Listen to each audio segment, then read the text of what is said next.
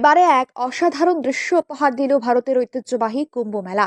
কুম্ভ মেলায় এসে নিজেদের জীবনের এক বিশেষ স্বপ্ন পূরণ করলেন এক প্রবীণ দম্পতি।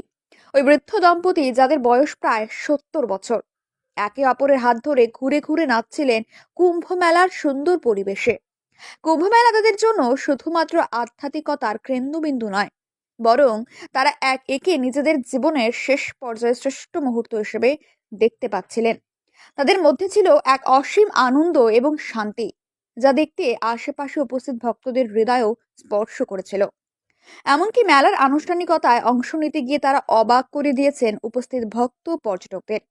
ওই প্রবীণ দম্পতির বক্তব্য, এটাই আমাদের স্বপ্ন ছিল, একে অপরকে সঙ্গ দিয়ে শেষ বয়সে কুম্ভ মেলায় এসে নাচবো।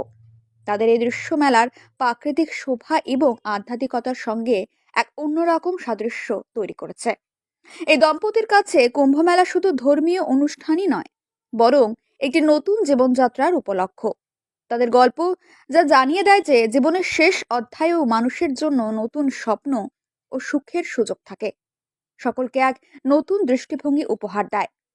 এটি শুধুমাত্র এক দম্পতির নয়, বরং মানবিক শক্তির এক অমূল্য উদাহরণ, যা প্রমাণ করে দেয় যে ভালোবাসা এবং আধ্যাত্মিকতা জীবনের যে কোনো বয়সে সুখ ও আনন্দ বয়ে আনতে পারে।